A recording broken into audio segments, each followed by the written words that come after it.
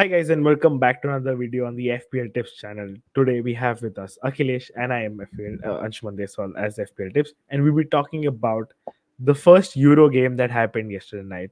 We're really excited to bring in our insights and talk about it, but mostly as fans and not as tacticians or tactical analysis. But let's straight dive into it. What did you think about it, Akhilesh? I really enjoyed the game. What do you think? Yes, absolutely. I think over just the last 10, 15 days, I've been really hyped up for this tournament. I mean, I've not looked into it so deeply into each and every tactical part of the team, but I've just been in the vibes. I think uh, it's been a like very eager wait, and then rightly so. Like got rewarded with such a good game. I think Germany were absolutely brilliant yesterday. Like, and I loved it. Like, let's get into our opinions. Like, obviously I already also wanted to talk about how great Germany was. There's no doubt about it. But like, let's talk about what was really good, what stood out for you, how you think it was helpful. Let's get into your opinion, because if I start talking, I'll keep talking about it. But we have the lineup. What do you think stood out for that game? I think we saw the like. I don't know why Cruz retired a while back for Germany.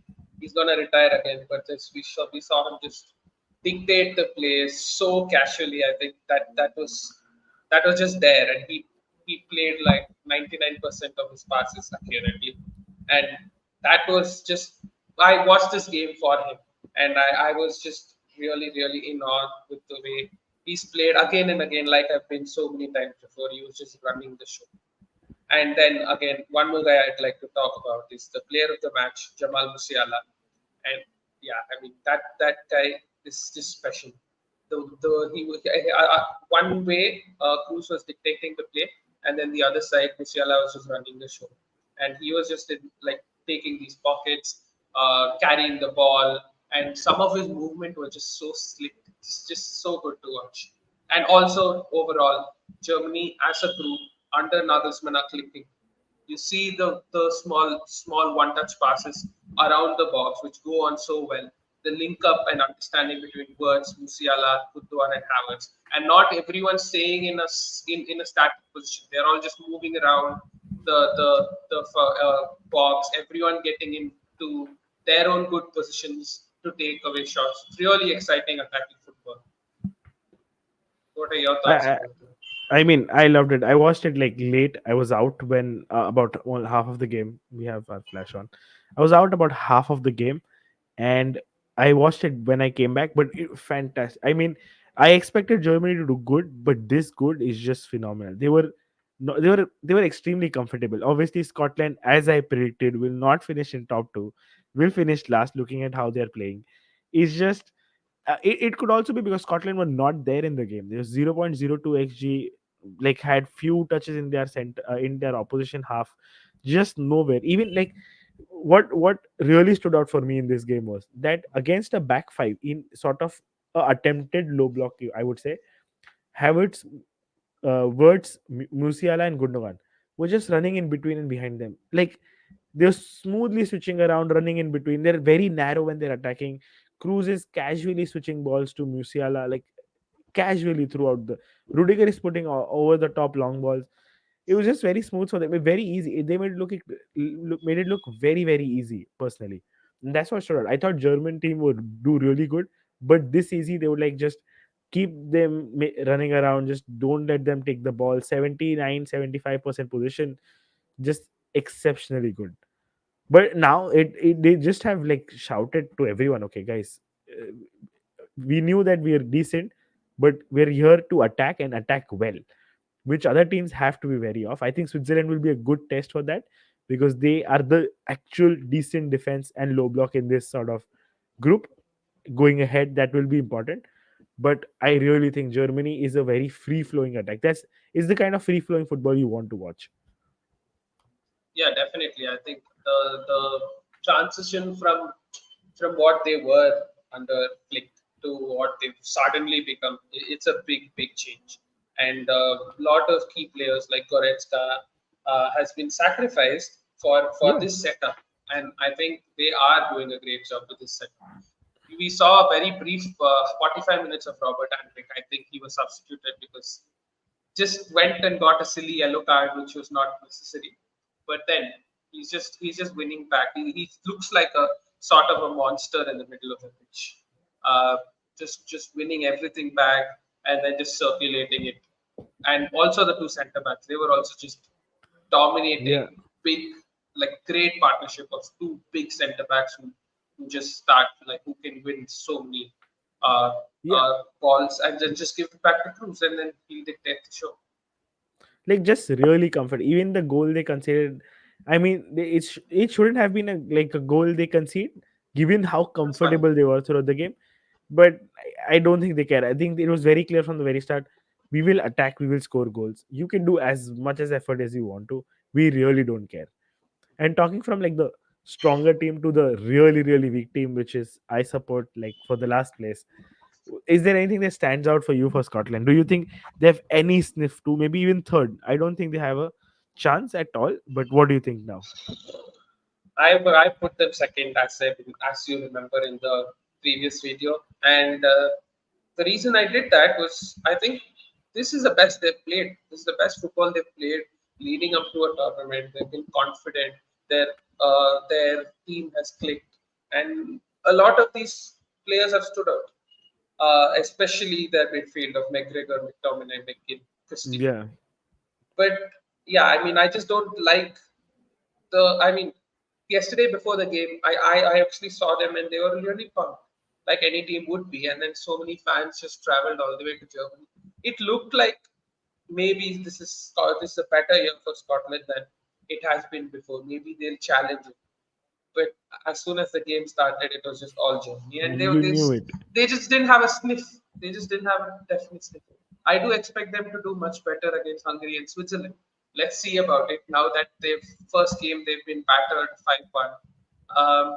Yeah, but yeah, they just didn't have anything to do in the game. They couldn't get the ball. They could string a few passes together, and then at halftime after the red card, they literally substituted the striker, and Ryan Christie was playing as furthest as up top. Someone who's just like for Bournemouth, he's more of a central midfielder, tries to Yeah. win the ball back, recover it, and play it. He was playing the furthest up top, and there was like absolutely nothing. And then the goal they scored from say a fantasy point of view, it's a like Oh, shithousery goal it's a to pure concede. blunder. It's It's a a pure pain. blunder. It's a pain to concede.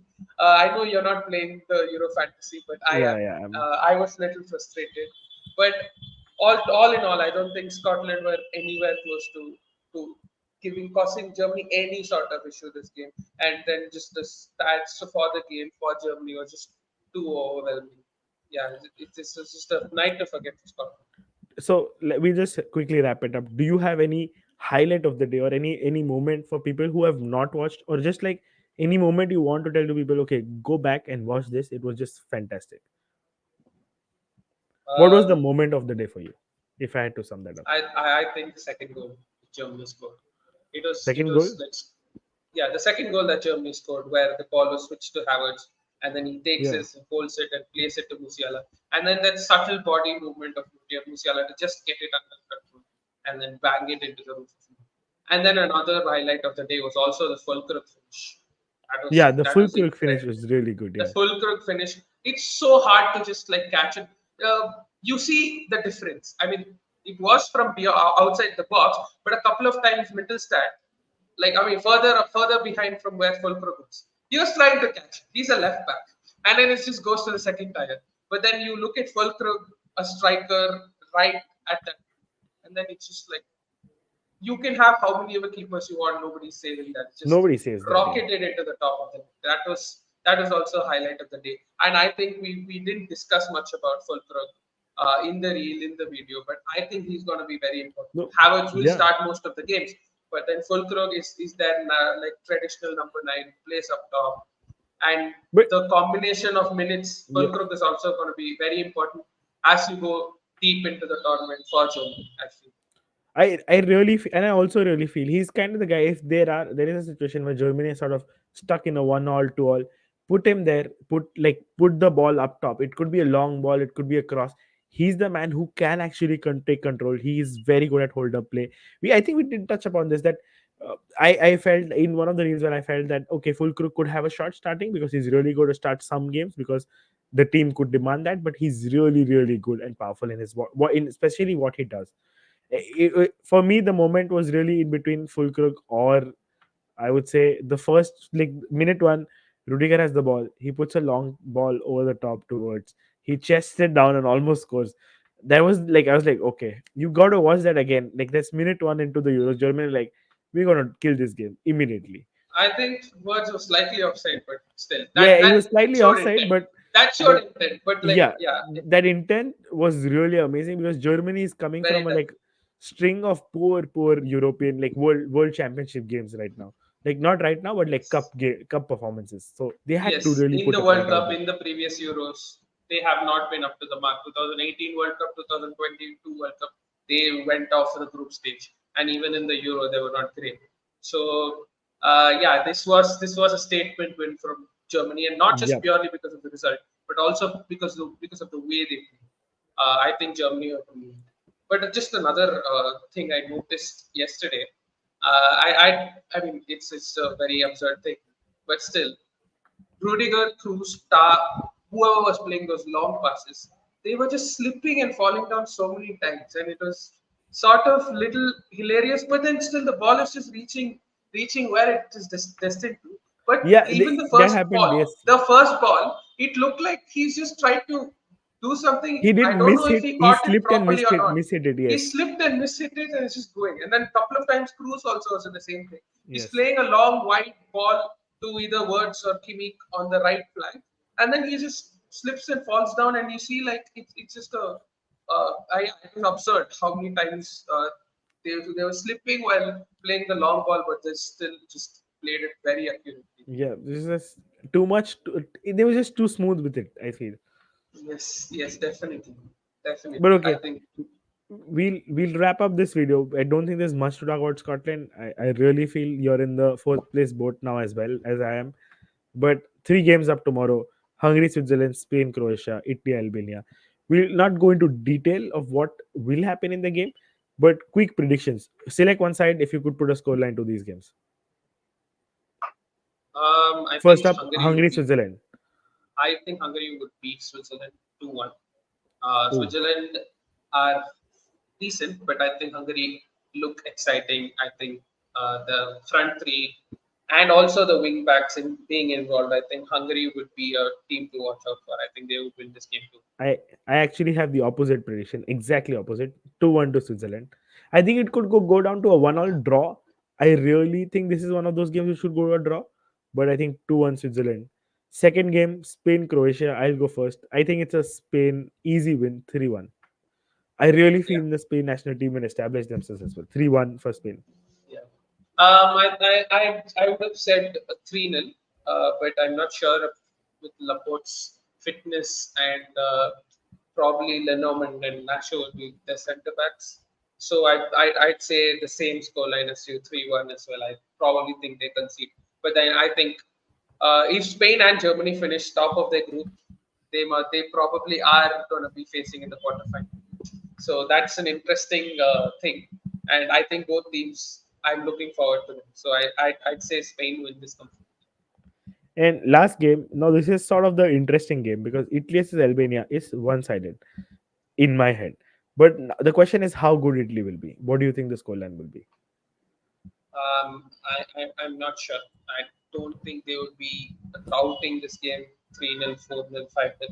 Uh, Purely because I don't think Italy have been so good Yeah. in front of goal. So I'd probably I think they're solid at the back. So I'd probably say a 1-0 to Italy, I, or I, maybe a I 2. I was going with 2-0, but that's close. Yes. The idea is the same. It's a low scoring, not extremely dominant. I really think if they want to have any chance, which I don't think they have a strong chance for, if they want to showcase themselves, they have to establish some tempo going into this game for this tournament ahead because it's very important. It's the easiest fixture they Yeah, have. they can't drop points in this game definitely. No Uh, chance. If they there drop will be points, then I some, think I think they'll be out here. yeah. Then it will be difficult for them to like go into Spain and Croatia, two difficult teams. So they need to win this game. I Hopefully, agree. they probably keep a clean sheet as well because they are the defending champions. All eyes will be on them, regardless. But that's interesting. We've come to the end. We've put in our predictions as well. So we'll see what happens and which ones come true tomorrow. But do you have any last minute thoughts or something that you want to recommend or tell our viewers? Nothing much. I'm looking forward to watching Spain play. And I'm looking forward to for every one of you guys to subscribe and hit the like button. Share this Yeah, content same. for everyone so that we get more content out. You guys see our faces regularly and then we reach new people. We'll end that video on this And note. the final thing, just a thought. Sorry, I Oh, am good. playing the Euro Fantasy. So if you want Yes. more fantasy content, do let us know in the comments, and I would probably come up with a few contents. And I was happy with yesterday with I had actually put my armband on words, and I'm not sure if I have to switch it from words because in Euro Fantasy you can switch your You can captaincy switch after it. Yeah. defeating. Yes. Yes. So yeah, I'm contemplating, but yeah, that's how it is, and it is fun. I think you have a different way of playing fantasy and a more casual, chill way, a shorter Casual game. way. I think Yes. I'm excited for it. And so if you would like to listen to some of the musings I have around the Euro fantasy, do let us know. I would come Yes. up Do with let us more. know and we will post that video out as well. But for now, thank you for watching, guys. This is the FPL Tips team signing off. Cheers.